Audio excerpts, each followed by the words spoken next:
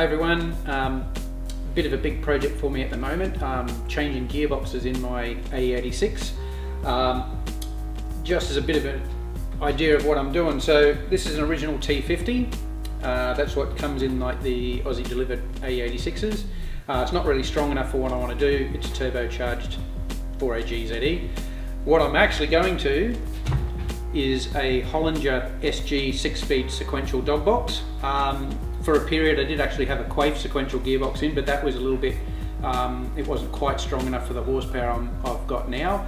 So the idea is I went to Holinger and I sort of said, this is the original setup, and it had the original bell housing, and I want to basically bolt your SG in there, but I want to use the factory T50 bell housing, which is this one here. I want to use all the standard clutch mechanism because it just makes it a bit easier for me. So they've made an adapter plate, which is this big shiny aluminium bit in between my bell housing and the SG. This is a loaner case just so I can, you know, make sure it all fits. So this is the project. Replace what was once this with all of this. But first what I'm going to do is I'm going to pull this apart because I kind of want to have a look at what that is.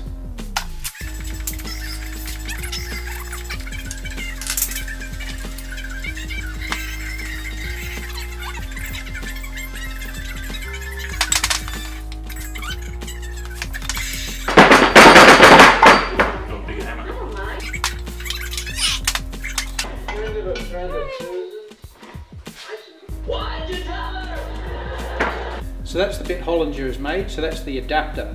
So you can see it's pretty thick. So what it's actually got to do, it's got to step out enough to get past this bearing support. So this is the bearing support for the input shaft, and it also steps it out far enough that so for the bell housing I can use the original Toyota clutch slide mechanism.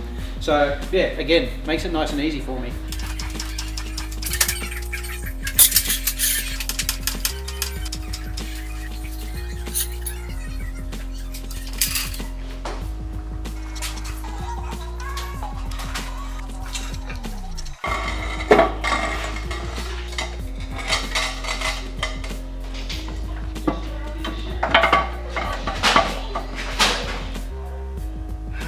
Brake lines are in the way. So as I said, the brake lines underneath in the trans tunnel are a bit in the way, so I'm going to have to move them up to about here.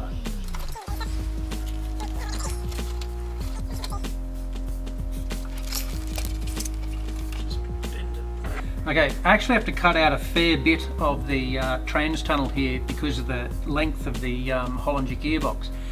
The annoyance is that I had to cut it back for the Quaife, so the hole's actually going to end up being fairly long. But with the length of the gearbox and how far I've got the seat back in this car now, I'm actually going to make a remote shifter, so the shift lever is going to sit back where I need it, even though the gearbox is up here. Now eventually this car is going to be paddle shifted anyway, so I'm not really concerned about all those linkages and bits and pieces. It'll be quite neat, it'll look really cool, and I'll enjoy making it, which is most of the fun. So this is a bit I really hate. It's got to be done.